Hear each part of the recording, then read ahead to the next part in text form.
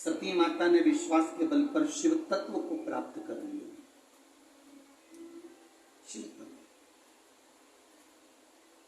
जितने यहां आए हैं कथा सुनने के लिए, और जितने आस्था चैनल पर कथा सुन रहे हो, जितने फेसबुक यूट्यूब पर कथा सुन रहे हो, तुम्हारा विश्वास जिस दिन दृढ़ हो गया उस दिन परमात्मा मिला। परमात्मा मिलता ही कब है? वो विश्वास के बल पर ही मिलता है, वो भरोसे के बल पर मिलता है। एक छोटे से बच्चे ने एक बात लिखी, उसमें एक पत्र में, छोटा सा बच्चा है, देखिए आशुतोष साहू, कहीं बैठा हो बच्चा तो हाथ हिला सकता है। आशुतोष साहू, मेरी उम्र 7 साल की है। मेरी मम्मी मुझे जल चढ़ाने के लिए शंकर जी के मंदिर भेज देती है, तो मेरी मम्मी से मैंने कहा क्या मेरा केंद्रीय विद्यालय में प्रवेश हो सकता है? मेरी मां ने कहा अगर तू शंकर का भजन करता है तो तेरा केंद्रीय विद्यालय में हो जाएगा। पहले भी मैं 2-3 बार केंद्रीय विद्यालय के लिए तैयारी करा पर नहीं हुआ, लिस्ट में आता ही नहीं ना। तो मेरी मां ने कहा एक लोटा जल तो चढ़ा। मैं जल चढ़ाने के लिए गया, केंद्रीय विद्यालय के लिए मैंने इंटरव्यू आदि सब दिया, पहली लिस्ट आई, परंतु मेरा नहीं हुआ। तो मैंने भी पानी का लोटा उठा के मंदिर में रख के घर आ गया। मेरी मम्मी ने पूछा लोटा कहां है? कि मंदिर में दिया। पूछा क्यों? वो खुद उठा के नहा लेंगे। अरे तो उसको लेके आना था ना। गुस्सा हो गया हूं मैं भगवान से, लोटा भर के जल चढ़ाया तो भी नहीं सुना और मेरे लिस्ट में नाम ही नहीं आया। मां कहती है लोटा वापस लेके आ। मैं लोटा लेकर आया, मां कहती है मंदिर जाना मत छोड़, नहीं आया नाम अगले साल देखिए। बेटा वो लिख रहा है कि मैंने जल चढ़ाना नहीं छोड़ा, बाबा की कृपा का क्या गुणगान करूं गुरुदेव, मेरा एक केंद्रीय विद्यालय में नहीं 3 केंद्रीय विद्यालय में नाम आ गया। ये शिव तत्व है। ओ घड़ी शंभो, देवता देते हैं पल्ला झाड़ कर और मेरा महादेव देता है छप्पा फाड़ कर। जब दिया मेरे महादेव ने कम नहीं दिया, जिसको दिया वो थोड़ा नहीं दिया। जब वो देता है तो बहुता में देता, वो देता है तो बहुता में देता।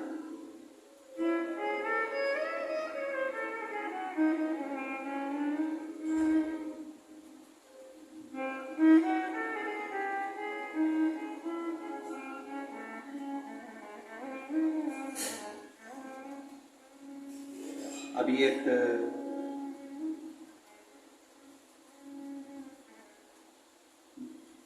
टीआई साहब से उन्होंने हमसे कहा कि गुरुजी आपकी एक लोटा जल बहुत कृपा करने वाला है। जब जब कोई उलझा हुआ व्यक्ति दिखता है तो हम उसको भी कह देते हैं कि तुम्हारे घर के लोगों को बोलो कि एक लोटा जल शिव जी को चढ़ाएं तो शंकर जी राह जरूर दिखाएंगे, शिव राह जरूर दिखाएंगे।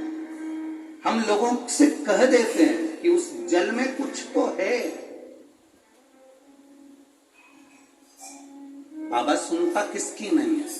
कई लोग आते हैं यहाँ पर, कई लोग बैठे भी होंगे जिन्होंने पशुपति व्रत भी करा होगा, जिन्होंने लोटा भर के जल भी चढ़ाया होगा, प्रदोष का व्रत भी किया होगा, और भोलेनाथ जी नहीं सुने होंगे तो उसको दिल भी दुखा होगा। सुनता किसकी नहीं है? जो केवल जल चढ़ा रहा है, जो केवल मंदिर तक जा रहा है, भगवान किसकी नहीं सुनता? अच्छे से सुनो। जो केवल जल चढ़ा रहा है, केवल मंदिर तक जा रहा है, मंदिर तक शरीर भी जा रहा है, जल भी जा रहा है, और उसका दिल नहीं जा पा रहा, इसलिए बाबा सुन नहीं पा रहा। जिस दिन तुम दिल लेकर मंदिर में चले जाओगे, विश्वास लेकर आज भी तो आए हो, लाखों की संख्या में आए हो। अभी हम देख रहे थे आते आते रोड के डिवाइडर पर पेड़ों के नीचे लोग अपना अपना छाता लेकर रोडों पर बैठे हुए हैं। विश्वास लेकर आज भी तो पहुंचे, और तुम कहीं पर भी बैठकर कथा सुन रहे हो। तुम्हारा भरोसा, तुम्हारा विश्वास, तुम्हारी दृढ़ता मेरे महादेव के चरणों के प्रति है, इसलिए 3 महीने में झोली भरने की जवाबदारी उस महादेव की है। खाली नहीं भेजेगा वो। एक क्षण के लिए भी अगर आपने शिव महापुराण की कथा सुनी, और हम तो यहां तक कहते हैं जिन जिन पुलिस कर्मी की, जिन जिन डॉक्टरों की, जिन जिन सिस्टरों की, जिन जिन नगर निगम वालों की, जिन जिन प्रशासनिक अधिकारियों की ड्यूटी भी अगर इस कथा में लगी हुई है, वो भी तारीख लिख के रखना और 3 महीने इंतजार करना कि बाबा ने तुमको उन्नति की सीढ़ी पर चढ़ाया कि नहीं चढ़ाया। शिव तत्व क्या है उसको जाने तो सर। शंकर को हम पहचाने कैसे, शिव को हम जाने कैसे।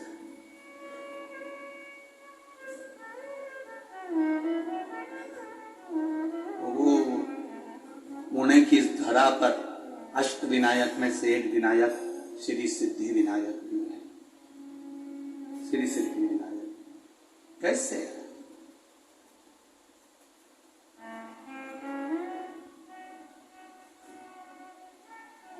एक ब्राह्मणी जिसका पति मर गया, घर में केवल एक बेटी है, केवल एक बेटी।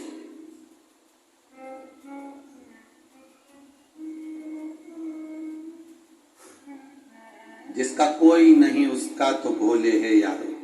लोग कहते हैं कि तो ये चले गए तो हमारी जिंदगी का क्या हो, हमारे जीवन का क्या हो। कभी कभी बड़ा बड़ा भ्रम हो जाता है। एक सेठ जी कहते थे मैं मर गया तो मेरा पूरा परिवार मर जाएगा। मेरे घर के लोग मुझे बहुत चाहते हैं, मेरे परिवार के लोग मुझे बहुत चाहते हैं, मेरे मरने पर ये मर जाएंगे। मेरी पत्नी मुझे बहुत प्रेम करती है, मेरा बेटा मुझे प्रेम करता है, मेरी बहू मुझे प्रेम करती है, मेरा पोता पोती मुझे प्रेम करते हैं। मैं मर गया तो मेरे पीछे परिवार मर जाएगा। एक गुरुजी को मालूम पड़ा कि सेठ जी हमेशा एक ही बात कहते हैं, तो गुरुजी ने सेठ जी से कहा एक काम करो ना, आधे घंटे के लिए मर जाओ। तुम आधे घंटे के लिए मर के तो देखो कि कौन तुम्हारे साथ में मरता है, कौन मर रहा है। अकेले आए हो, अकेले जाओगे। क्या लेकर आए हो, जम के बोलो जरा। नहीं नहीं, ये लाइन तुम्हारी गड़बड़ है। क्या लेकर जाओगे? ये शिव पुराण तो कहती है कुछ तो लेकर जाओगे। क्या लेकर आए हो? कुछ तो लेकर जाओगे। कुछ लेकर नहीं आए, अपने हाथ से किया गया पुण्य अपने साथ लेकर जाओ। कोई दूसरा नहीं ले जाएगा, अपना पुण्य अपने साथ, अपना भजन अपने साथ, अपनी भक्ति अपने साथ। जैसे कल वो लड़की ने लिखा कि ये लक्ष्मण भाऊ का फोटो लगा हुआ है गुरुजी, जिन्होंने मुझे विद्या अध्ययन कराई, इसलिए मैं इस कथा में आकर बैठी हूं, क्योंकि भाऊ को नमन करती हूं, जिसको भले इनके परिवार वालों को नहीं मालूम पर भाऊ ने मुझे पढ़ाया है, इसलिए उनका एहसान जिंदगी भर नहीं भूल पाऊं। अरे परिवार वालों को नहीं मालूम, पत्नी को नहीं मालूम, बच्चों को नहीं मालूम, किसी को नहीं मालूम। क्यों? वो व्यक्ति गया तो उसने कर क्या गया।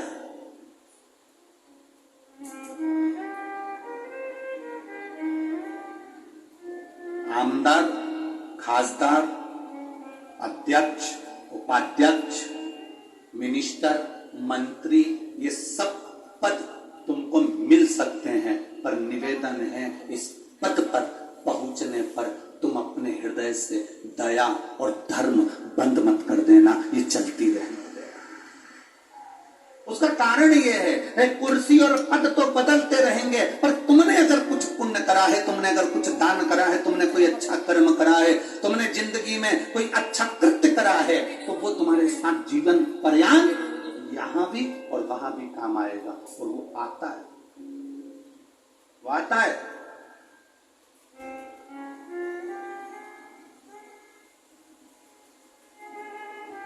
ये कथा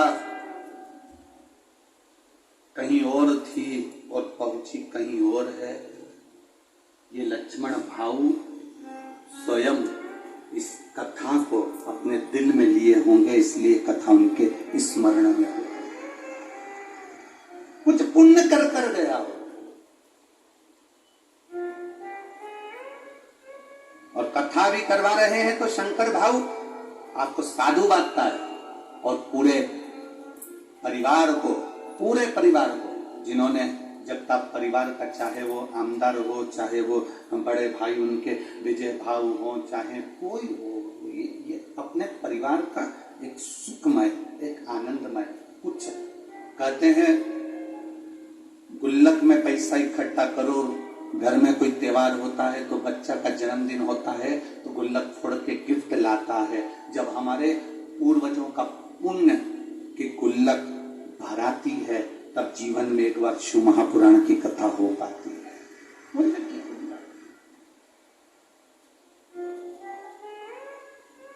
कुछ पुण्य किया,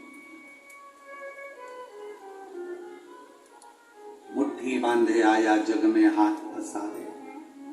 लोग कहते हैं, हम नहीं कहते, हम कहते हैं आपका पुण्य आपके साथ जाएगा, आपका भजन, आपका कीर्तन।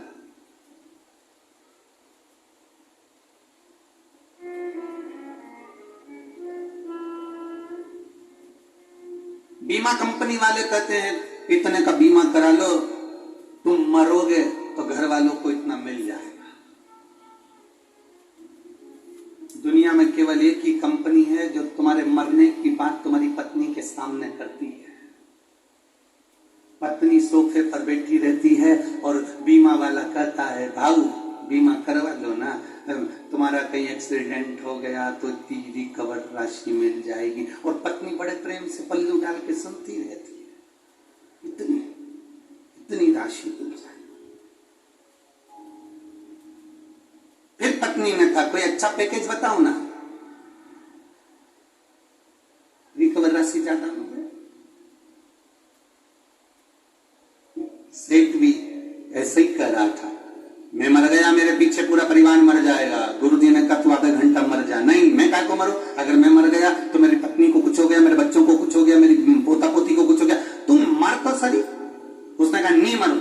सेठ जी से गुरुजी करे 5 मिनट आधे घंटे मर जा, बाकी का मुझे देखना है कि तेरा परिवार कितना मरता है, मुझे देखना है। और अगर मेरे परिवार को कुछ हो गया तो गुरुजी ने कहा जवाबदारी मेरी, तू तुम मर। पानी पीते पीते सेठ जी लुढ़क गए। डॉक्टर को बुलाया, थोड़े से रुपए देकर गुरुजी ने कहा तुम यहीं बैठ जाओ और कह दो ये मर गया। डॉक्टर ने भी कह दिया मर गया। पत्नी धाड़ धाड़ के रोने लगी, खूब नई नई डिजाइन में रोई। गुरुजी ने पूछा क्यों रो रही हो सेठानी? सेठानी कहती मेरा पति चले गया। गुरुजी ने कहा मेरे पास में एक ऐसी बूटी रखी है, मैं तुम्हें दूंगा, तुम खा लेना, तुम मर जाओगी, पति जिंदा हो जाएगा। पति जिंदा। पत्नी रोती रोती बोली इनकी तो उम्र हो गई थी। पति जमीन पर पड़ा पड़ा सोचने लगा, भी परसों के दिन कह रही थी तुम कितने हैंडसम लगते, और अब कह रही है कि इनकी तो उम्र हो गई। पति उठने वाला था, इतने में गुरुजी ने चिमटा फोड़ दिया, पड़े रे वहीं पर। थोड़ी देर बाद बेटा रो रहा था, तू क्यों रो रहा है? मेरे पिताजी चले गए, ये भी नहीं बता के गए किससे कितना लेना था। अब बाप पड़ा पड़ा मन में सोच रहा इसको लेनदारी की पड़ गई, बाप पड़ा उसकी जरा सा दुख नहीं है। इतने में गुरुजी ने कहा ले बूटी तू खा ले, तू खाएगा तू मर जाएगा, तेरा बाप जिंदा हो जाएगा, पिता जिंदा हो जाएगा। बेटा बोला पिताजी कह रहे थे अब तुम्हें सारा काम संभाल। पोता रो रहा था, तू क्यों रो रहा है? मेरे दादाजी चले गए तो अब मुझे कुरकुरा कौन दिलाएगा? तो गुरुजी बोले ले बूटी तू खा ले।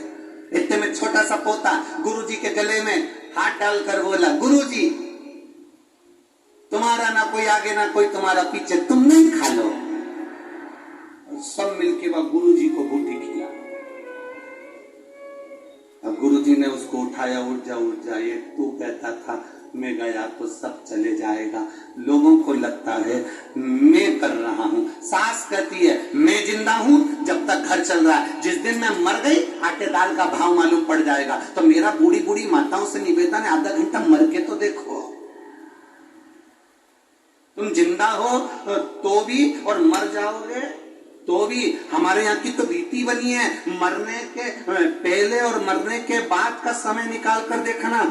मरे भले तुम कहकर मरे कि मैं मर जाऊंगी, उसके बाद में आटे दाल का भाव मालूम पड़ जाएगा, पर दुनिया के लोग जानते हैं कि मरने के 12वें दिन ही घर में घी का पीपा, तेल के पीपे, मावा, रबड़ी सब बनेगी और सब नुक्ती और सेव, रायता, चने की सब्जी और पूरी सब चकाचक खाएंगे और तेरा फोटो टंगकर उस पे कंडे पे धूप देकर अगरबत्ती लगाएंगे। कौन पूछे किसको? कौन पूछे? तेरा दिन याद करे क्यों रे नर शिव नाम क्यों नहीं जपे। कितने दिन याद करेंगे? केवल तेरा दिन। कि कौन याद करे? किसको याद करे? अपने हाथों से दान करते चलना, अपने हाथों से पुण्य करते चलना। जैसे ये लक्ष्मण भाऊ भले संसार सागर से गए हों और उन्होंने अपने हाथों से ऐसा पुण्य कर कर गए कि वो जिंदगी का एक आनंद दे पाए। पद मिले, प्रतिष्ठा मिले, चूकना मती किसी का भला करने में। दीपावली पर जो आतिशबाजी में सुख नहीं मिलता, दिवाली पर जो पटाखे फोड़ने में सुख नहीं मिलता, होली पर जो रंग उड़ाने में सुख नहीं मिलता, गणेश जी को जो लड्डू खिलाने में सुख नहीं मिलता, वो सुख एक गरीब के चेहरे पर प्रसन्नता लाने से मिलता है। एक दुखी व्यक्ति के चेहरे पर प्रसन्नता लाने से मिलता है।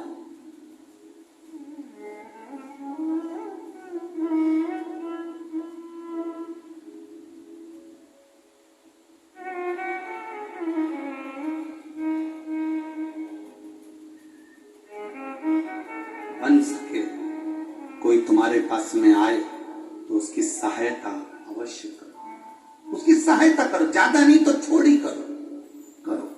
कोई कहे, हम ये नहीं कहेंगे कि चौराहे पर खड़े हुए लोग भिक्षा मांगने वाले जो भिखारी हैं तुम उनको कुछ दो, ना। कई लोगों ने तो धंधा बना के रखा है, उससे बचना है। ये भिखारियों का धंधा नहीं चलने देना इस भारत की भूमि पर, हमें उससे बचना है।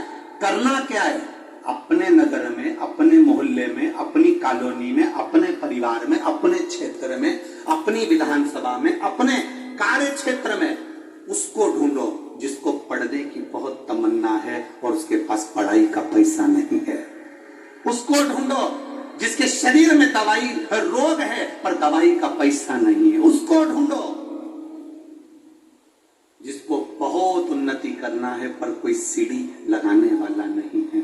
उसके लिए तुम थोड़ा करने का प्रयास करो, आपको उसका एक आनंद जो मिलेगा वो दीपावली पर बम पटाखे फोड़ने जैसी खुशियां प्राप्त होगी।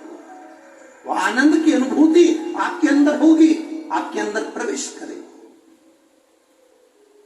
एक ब्राह्मणी जिसका पति चले गया, घर में केवल बेटी है और वो है, हिम्मत नहीं हारी है।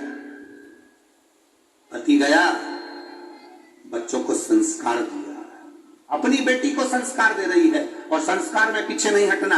ये सिद्धि विनायक की दूसरे नंबर के विनायक की कथा चल रही है। अष्ट विनायक में से दूसरे विनायक की कथा चल रही है कि सिद्धि विनायक नाम, सिद्धि विनायक कैसे विराजमान हुए, सिद्धि विनायक कैसे आए और सिद्धि विनायक का मतलब क्या है, सिद्धि विनायक है कौन।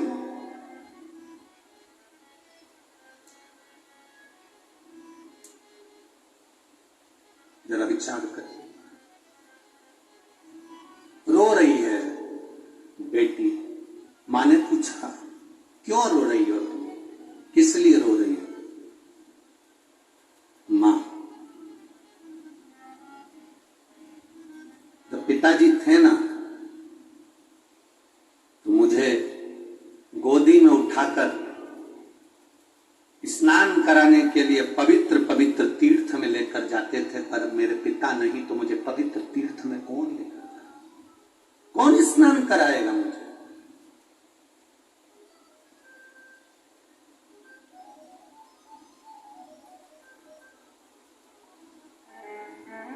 दादा दादी ने और माता माता पिता में एक बहुत बड़ा अंतर होता है। बहुत ध्यान देना इस शब्द पर। दादा दादी में और माता पिता में बहुत बड़ा अंतर होता है। माता पिता बच्चे से कहते हैं कि तुम अच्छे से पढ़ाई करो, और दादा दादी कहते हैं तू थोड़ा सा प्रणाम करा कर, थोड़ा झुका कर, मम्मी की बात माना कर, पापा का कहना माना कर, उनको दंडवत करा कर, उनको प्रणाम करा कर, उनको नमन करा कर। माता पिता बच्चे को पढ़ने का प्रेशर देते हैं और दादा दादी अपने पोते को संस्कार का प्रेशर देते हैं कि ये अच्छा बने।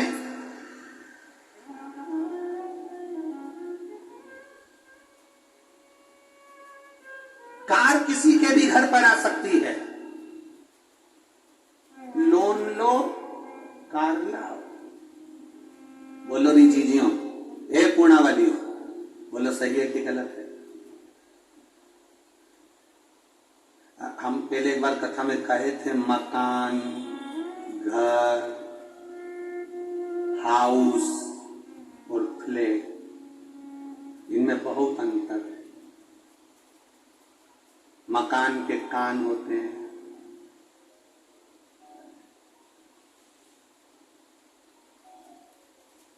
ये सब चीजें हमने कही थी। उसमें एक बात हमने ये भी कही थी, फ्लैट, आदमी इतना कर्जा ले लेता है कि नौकरी कर करके आखिरी में लेट जाता है।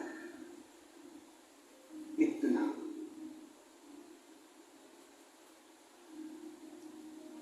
लोन लो, गाड़ी लो। गाड़ी किसी के घर पर भी आ सकती है, कार किसी के घर पर भी आ सकती है।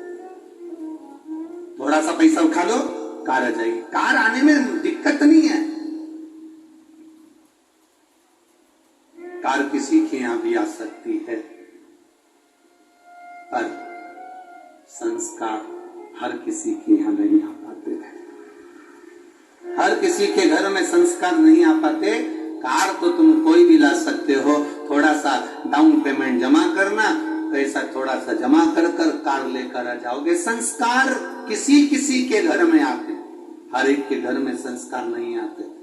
कई लोग यहाँ पर ऐसे भी बैठे होंगे जिनके बच्चे सवेरे उठते हैं, प्रणाम करते हैं, तब ऑफिस जाते हैं। बहू उठती है, मम्मी को प्रणाम करती है, नमन करती है, माँ कैसी हो, कोई दिक्कत तो नहीं है, आप पुणे आई हो, अच्छे से रहना माँ, थोड़े दिन के लिए आई हो, कैसी हो माँ। एक बहू वो होती है जिसके घर में माता पिता के संस्कार झलकते हैं और वो अपने घर के बुजुर्गों को आदर देकर चलती है। बेटा वो होता है जो अपने घर के बुजुर्गों को आदर देकर चलता है। और किसी किसी के घर में ऐसा भी होता है कि माँ रह रही है, खा रही है, पर बोलने का समय किसी के पास नहीं है। पिता रह रहा है, खा रहा है, पर बोलने का समय किसी के पास नहीं। कार ज्यादा होगी, बहुत कार होगी, उस कार का कोई मतलब नहीं है। अगर घर में श्रेष्ठ संस्कार नहीं तो कार की महत्वता कुछ भी नहीं है। क्या महत्व?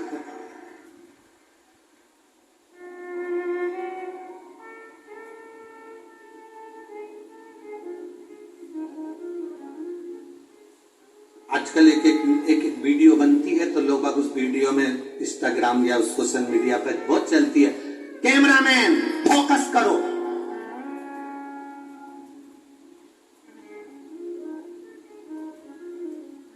वीडियो चलती है, उस पर कैमरामैन फोकस करो। हम भी तो कहते हैं शिव भक्त शंकर जी के चरणों पर फोकस करो।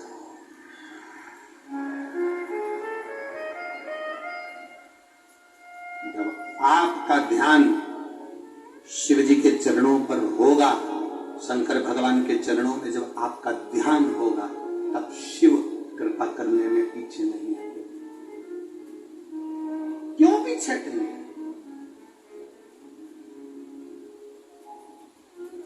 किस लिए?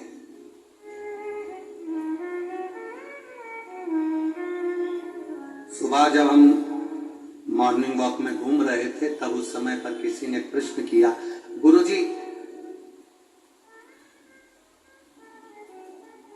आपको हाथ देखना आता है? हम देखा नहीं। आपको पत्री पत्रिका देखना आता है? हम देखकर नहीं आता। क्यों? क्या हुआ? हमने दिखाई थी कोई से, हमने जिससे पूछा, परंतु हम पूछते हैं उनसे कि हमारा अच्छा दिन कब आएगा, कितने दिन के बाद हम कोई अच्छा काम करें, हमारा वक्त कब अच्छा हो सकता है।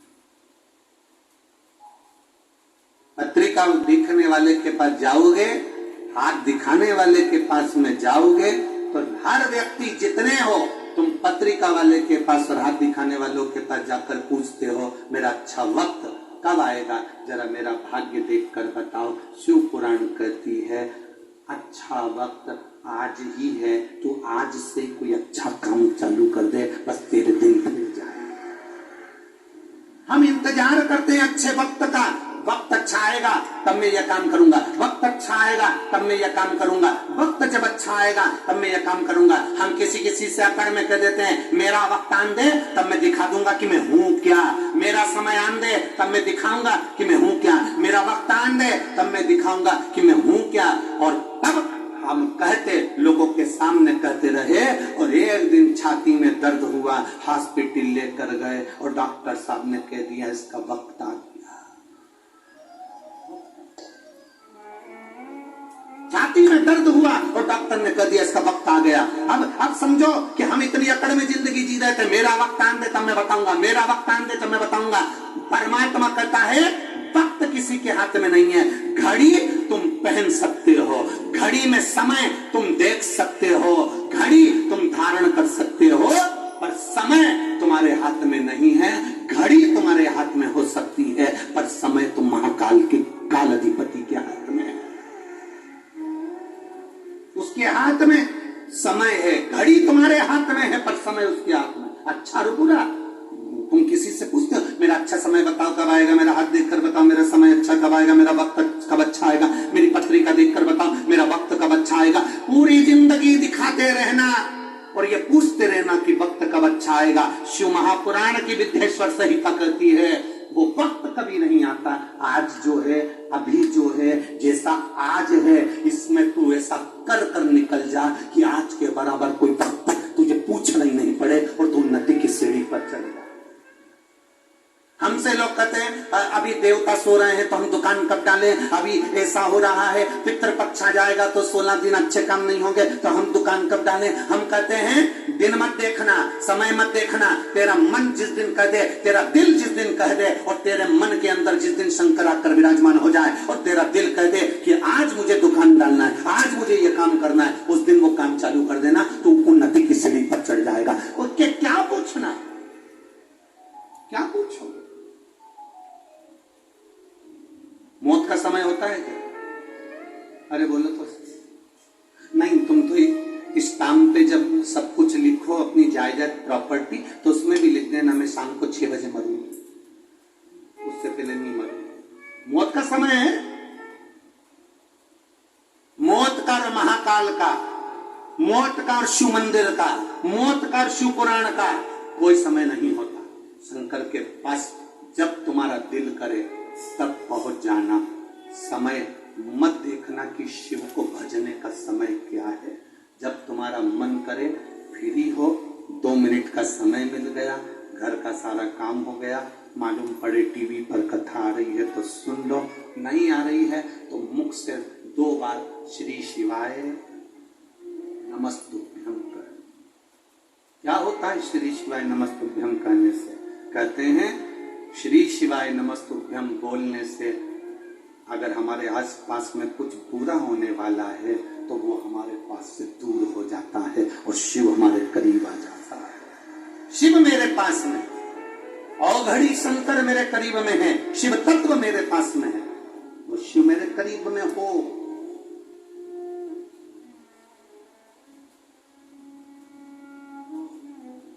एक बच्चे के शरीर में बुखार आता है, उसको कष्ट रहता है, तकलीफ रहती है तो बच्चा अपनी मम्मी और पापा से, पापा मुझे डर लग रहा है, तुम मेरे पास आ जाओ ना पापा।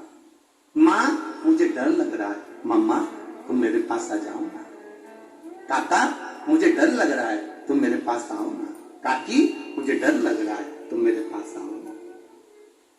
छोटे छोटे मुलगा मुलगी एक शब्द कह देते हैं, छोटे छोटे बच्चे एक शब्द कह देते हैं, आई मुझे डर लग रहा है मेरे पास आओ ना, भाऊ मुझे डर लग रहा है मेरे पास आओ ना। और जब तुम्हारी जिंदगी में दुख की घड़ी चल रही हो, कोई राह नहीं सूझ रही हो, कुछ भी तुम्हें दिख नहीं रहा हो, बहुत बहुत टेंशन में जिंदगी चल रही हो, तब महादेव के मंदिर में जाकर कहना, बाबा बहुत डर लग रहा है, तुम मेरे पास आओ ना। शिव को बुलाओ, बाबा बहुत डर लग रहा है, तुम मेरे पास आओ।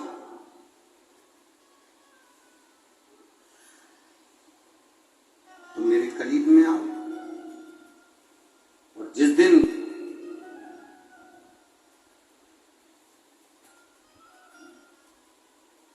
बाबा को तुम दिल से पुकारोगे, वो तुम्हारे सम्मुख में होगा, तुम्हारे नजदीक। पर हमारी आदत इतनी विचित्र है ना कि हम बाबा को अपने पास बुलाने में उतना समय नहीं लगाते जितना समय हम निंदा और बुराई में लगाते। शिव की भक्ति में और अपनी मेहनत में, शिव की भक्ति में और खुद की तरक्की में, किस किस चीज में, जम के बोलो जरा, शिव की भक्ति में और खुद की तरक्की में इतना वक्त लगा दो, इतना वक्त लगा दो कि दूसरे की निंदा करने का और बुराई देखने का वक्त ना बचे।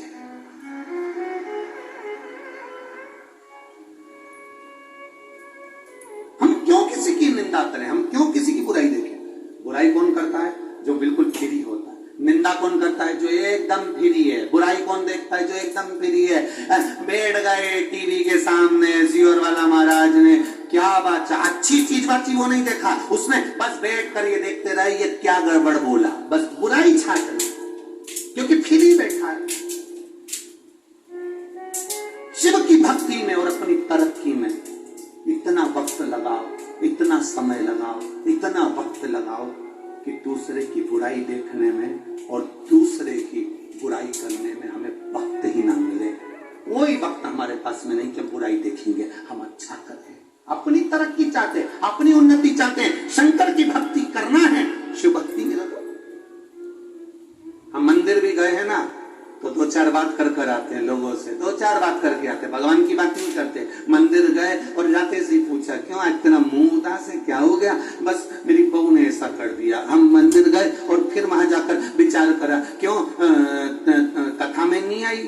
अरे अब क्या करता, तेरे गाड़ी नहीं है क्या? कोई छोड़ने वाला नहीं है क्या? नहीं, बेटा ले जाता है गाड़ी, एक बार गाड़ी बहू ले जाती है। हम निंदा में लगे। मंदिर जाने के बाद तो हमारी बुद्धि चित्त ये सब परमात्मा में लगना चाहिए। शिव महापुराण की कथा में आने के बाद तुम्हारा दिल कथा में लगना चाहिए, तुम्हारा चित्त कथा में लगना चाहिए।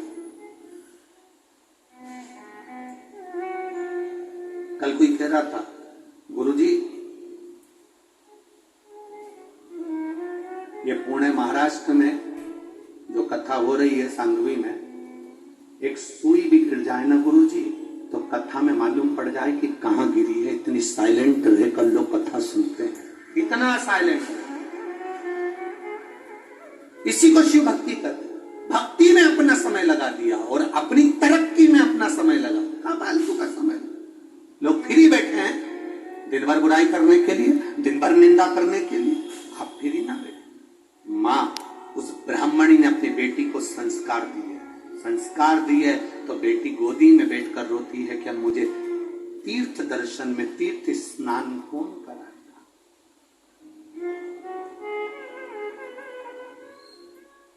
बच्चों का दिल बड़ा निर्मल होता है। उस बच्चे ने जैसे लिखा, बच्चे ने अपने पत्र में लिख दिया कि मैं तो लोटा ही नहीं रखी आया।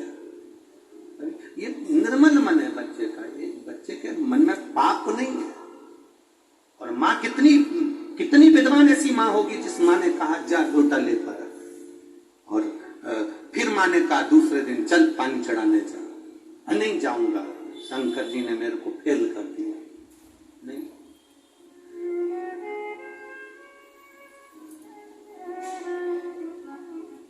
उस बच्चे को कौन समझाए?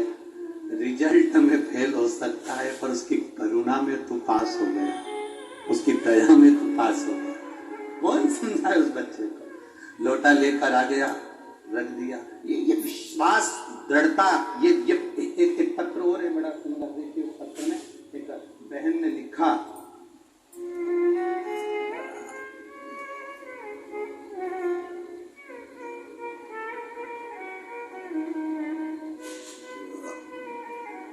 मैं राजश्री मोतीराम चौहान, कहीं बैठी हो तो हाथ हिला सकती हैं। मैं राजश्री मोतीराम चौहान, जिला धुलिया, मुकाम पोस्ट साकरी, गोपाल नगर, मोबाइल नंबर मेरा ये है। कहीं बैठी हो तो हाथ हिला सकती हैं। अगर कहीं पर भी बैठी हो तो हाथ हिला सकती हैं। मोती नगर में राजश्री मोतीराम चौहान, जिला धुलिया, मुकाम पोस्ट साकरी, गोपाल नगर, मोबाइल नंबर ये। गुरुदेव नमन करती हूँ शिव पुराण को। गुरुजी, मेरी माँ पिछले साल जून के महीने में बहुत बीमार पड़ गई और उनको डायबिटीज भी थी, बीपी भी था। उसकी वजह से उनकी आंखों की रोशनी भी कम हो गई, चले के बराबर गई। वह बहुत बीमार पड़ गई, इसलिए उन्हें हम डॉक्टर के पास लेकर गए और उनकी सोनोग्राफी कराई। सोनोग्राफी की रिपोर्ट में आया कि गर्भाशय में गठान है। उस गठान का थोड़ा सा जल निकाल कर जांच करवाई तो उनको कैंसर बताया। जब कैंसर बताया तो कैंसर 4th स्टेज का, चौथे स्टेज का कैंसर उनको बता दिया गया। अब चौथे स्टेज का कैंसर सुनकर सब हिल गए गुरुदेव। डॉक्टर ने कहा कि अब बहुत देर हो चुकी है, इनके पहले से ही कहीं ना कहीं आपको जांच कराना थी और 4th स्टेज का कैंसर है, बचना तो मुश्किल है। आप रेडिएशन कराइए और इस ऑपरेशन को करा लीजिए। 4th स्टेज का कैंसर, 60 वर्ष की उम्र से पार मेरी माँ करें क्या? घर आ गए दवाइयां लेकर, बाबा के मंदिर जाना प्रारंभ करा। हमारे पड़ोसी ने कहा मेरे पास सीहोर का रुद्राक्ष रखा है, उसको पानी में गलाओ तांबे के लोटे में, रात भर पानी में गलाकर सुबह उस पानी को शिव जी पर चढ़ाना, उस पानी को तुम्हारी माता को देना। सत्य में तुम्हारे पास सीहोर का रुद्राक्ष? हाँ, लेकर जा। मैंने रुद्राक्ष लिया, लेकर आई और पानी में गलाकर अपनी माता को शिव जी पे चढ़ाकर जल देना प्रारंभ करा। दूसरी बार जांच कराने के लिए हम उसी हॉस्पिटल में गए जहां 4th स्टेज का कैंसर था। डॉक्टर को दिखाया तो जब 4th स्टेज का कैंसर वापिस डॉक्टर को दिखाया तो डॉक्टर उस जगह पर देखकर कहता है अब ये कैंसर 1st स्टेज पर आ गया है, 4th स्टेज पर नहीं बचा है। डॉक्टर ने इलाज करना प्रारंभ करा और बाबा की कृपा का मैं क्या गुणगान करूं। आज मेरी माँ ठीक है, इसलिए बाबा को हम नमन करने आए। ये शिव तत्व है। ओ घड़ी कहीं बैठी हो तो हाथ हिला सकती है, उधर है हाथ हिला सकती। शिव तत्व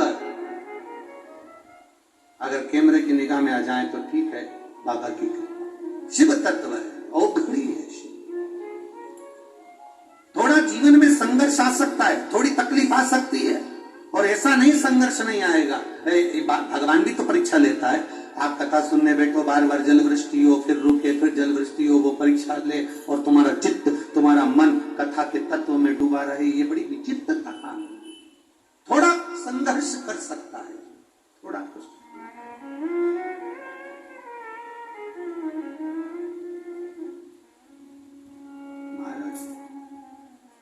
अरे तेरा ही दिया मैंने खाया पिया है, तेरा शुक्रिया, तेरा शुक्रिया। मुझे भोले बाबा ने बहुत दे दिया, तेरा शुक्रिया, तेरा मिले समय और बाबा दे तुम्हारे को तो कुछ अच्छा करने का प्रयास जरूर, कुछ अच्छा। कितना सुंदर एक भजन की लाइन में आप लोग कहते हो ना कि भला किसी का, जम के बोलो जरा, भला किसी का कर न सको तो बुरा किसी का मत करना, फूल नहीं बन सकते तो कांटे बनना। अच्छा करने का प्रयास,